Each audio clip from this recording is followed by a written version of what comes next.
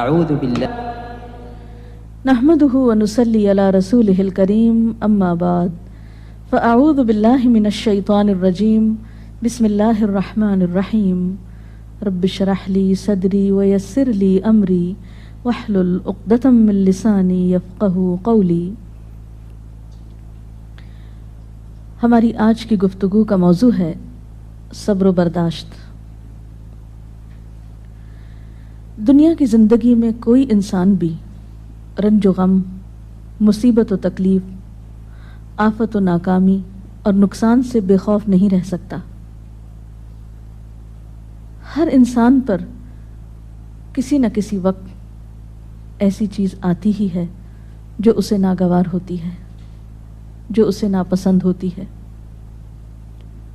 اور یوں بسا اوقات انسان کو ناپسندیدہ حالات میں ڈال کر اس کی آزمائش کی جاتی ہے۔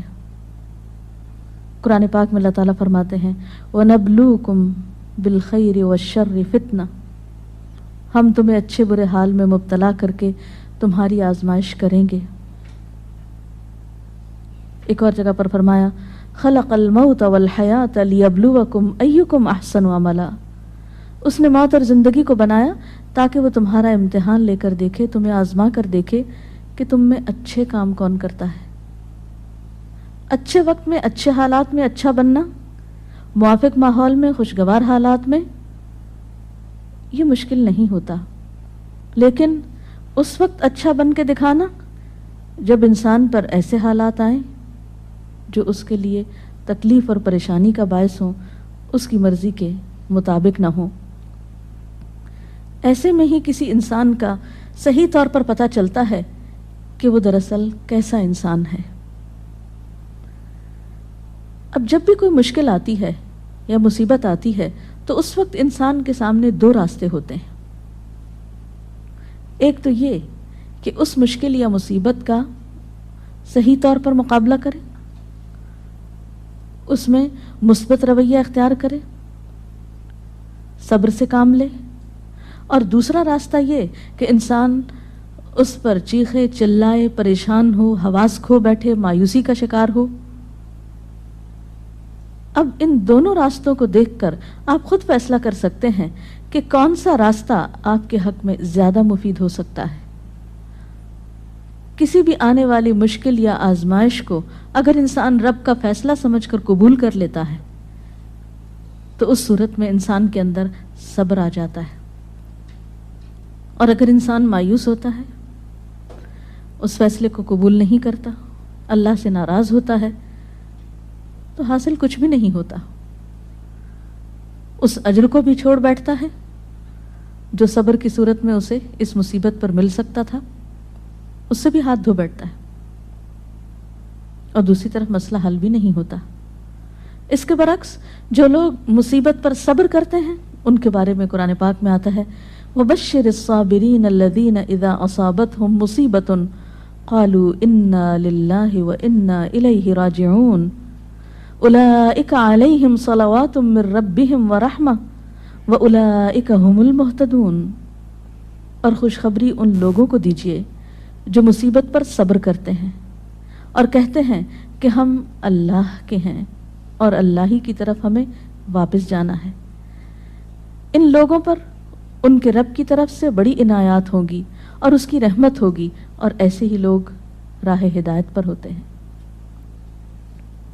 گویا مصیبت کے وقت صبر کرنے والا اللہ تعالیٰ کی خاص رحمت اور عنایت کا مستحق ہو جاتا ہے۔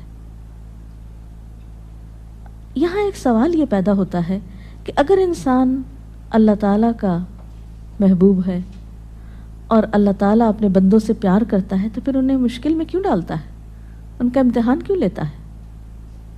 تو بات یہ ہے کہ دنیا میں بھی امتحان کے بغیر انسان کی اصل قدر و قیمت سامنے نہیں آتی۔ مثلا ایک ماں اپنے بچے سے پیار کرتی ہے لیکن اس کو اسکول بھیجتی ہے، جب امتحان کا وقت آتا ہے تو گھر نہیں بٹھا لیتی، امتحان کے لیے بھیجتی ہے تیار کر کے، اور امتحان سے جب بچہ گزرتا ہے تو ہی وہ پہچانتا ہے کہ اب وہ کس قابل ہے۔ کامیابی امتحان کے بعد ہی آتی، بغیر امتحان کے تو کامیابی کا تصور ہی نہیں۔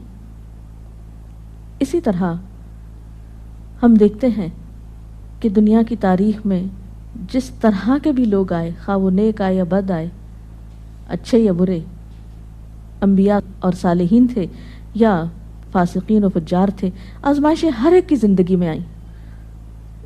اس دنیا میں سب کو امتحانوں سے گزرنا پڑا۔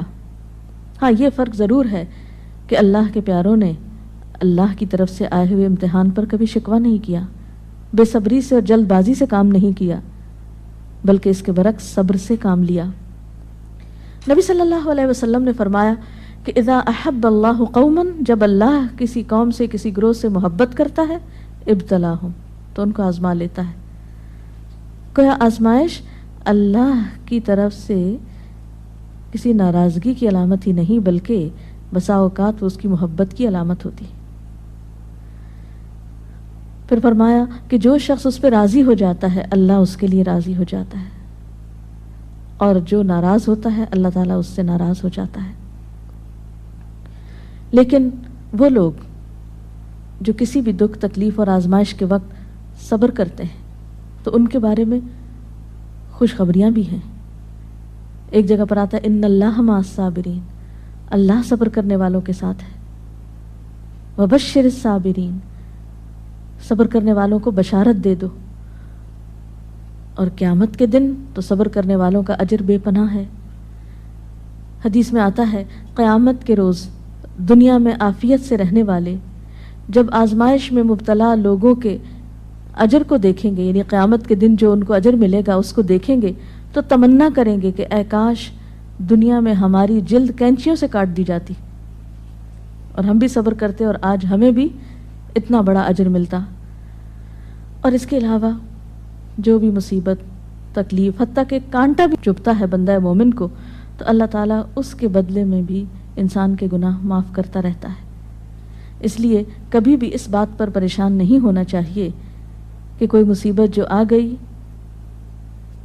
تو یہ شاید اللہ تعالیٰ کی ناراضگی ہی کا ذریعہ ہے۔ نہیں، اسی پریشانی میں آپ اللہ کی رضا کو بھی پا سکتے ہیں۔ نبی صلی اللہ علیہ وسلم نے فرمایا جس مسلمان کو کوئی قلبی اذیت، جسمانی تکلیف، بیماری، رنج، دکھ، غم، کچھ بھی جو پہنچتا ہے، حتیٰ کہ اگر اسے کانٹا بھی چبھ جاتا ہے اور وہ اس پہ صبر کرتا ہے، تو اللہ تعالیٰ اس کے بدلے اس کے گناہوں کو معاف کر دیتا ہے۔ اس لیے تکلیف مانگنی تو نہیں چاہیے، عافیت کی دعا پسندیدہ ترین دعاؤں میں سے ہے، لیکن اگر تکلیف آ جائے تو اس پر واویلا نہیں کرنا چاہیے، اس کو اللہ کا فیصلہ سمجھ کر قبول کر لینا چاہیے، اور اس وقت صبر سے کام لینا چاہیے۔ اب سوال یہ پیدا ہوتا ہے کہ صبر کیا کیسے جائے؟ تو اس کے لیے شعوری کوشش کی ضرورت ہوتی ہے۔ حدیث پاک میں آتا ہے من یتصبر یصبرہ اللہ، جو صبر کرے گا اس کو اللہ صبر دے دے گا۔ تو گویا سب سے پہلے نیت اور ارادے کی ضرورت ہے،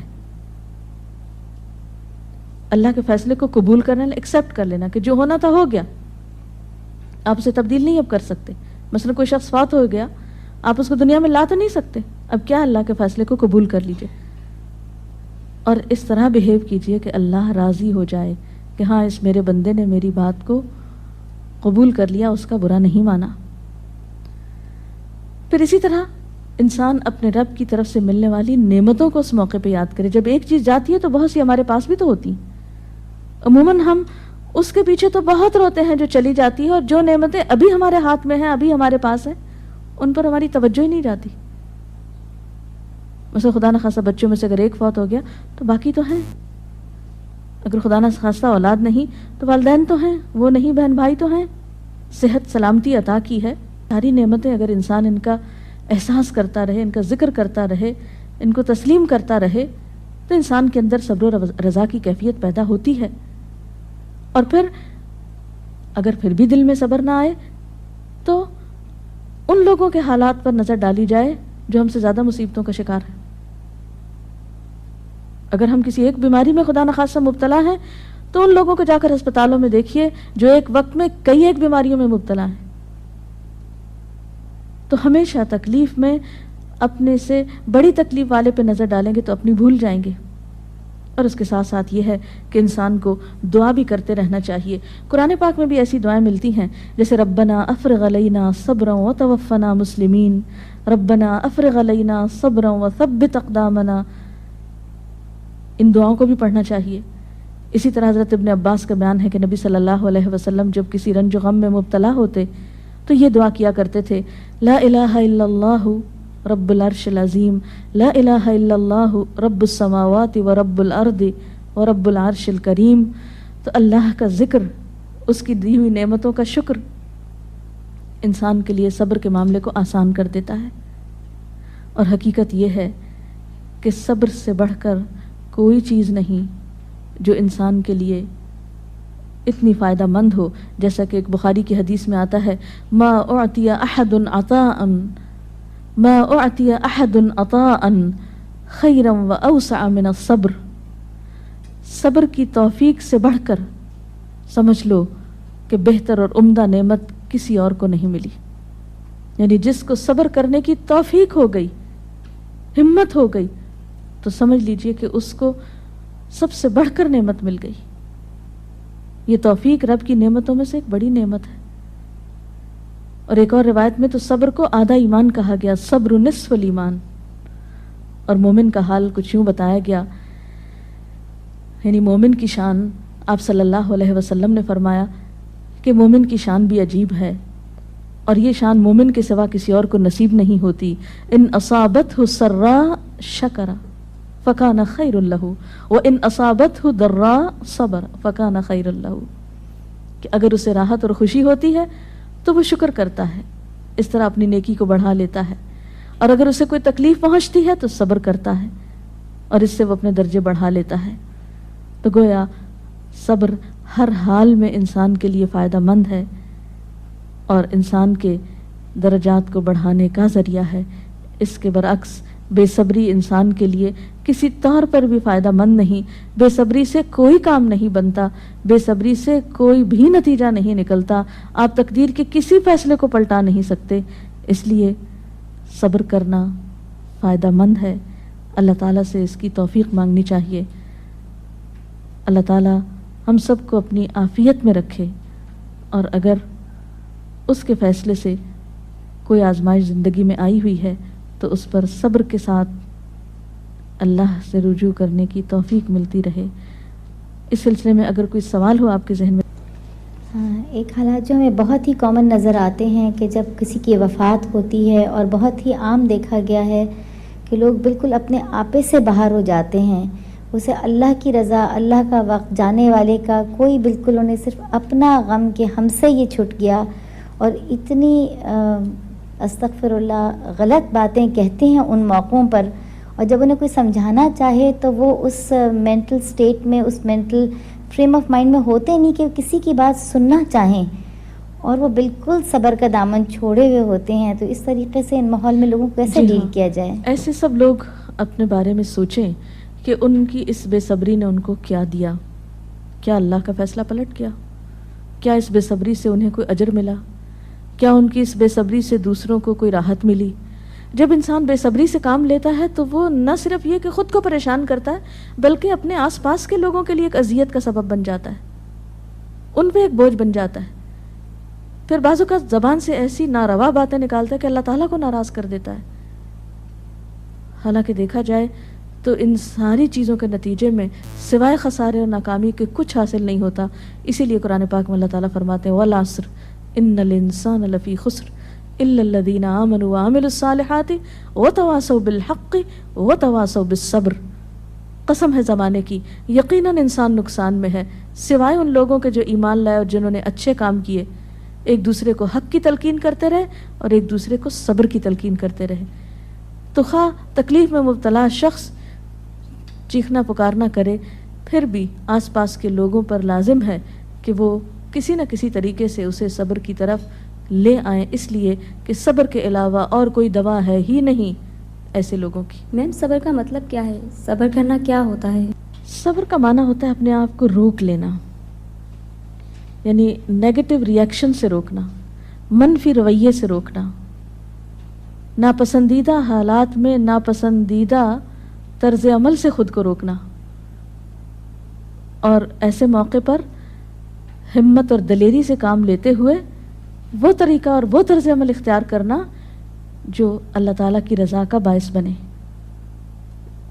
انسان اسفل سافلین میں نہ جا گرے، اپنے درجے سے انسانیت سے نیچے نہ اترے، اپنی زبان اپنے طرز عمل سے کوئی ایسا مظاہرہ نہ کرے جو انسانیت کے خلاف ہو، ایک مسلمان کی شان کے خلاف ہو، جو اللہ کو ناراض کرنے والا ہو. اسی رویے کا نام صبر ہے. رسول اللہ صلی اللہ علیہ وسلم کی زندگی سے میڈم کی مثال بتائیں، جب ان کو کوئی بہت بڑا لاس ہوا ہو یا کوئی ان سے بچھڑ گیا ہو تو ان کا کیا رد عمل ہوتا تھا؟ اس میں ہم بے شمار مثالیں دیکھتے ہیں.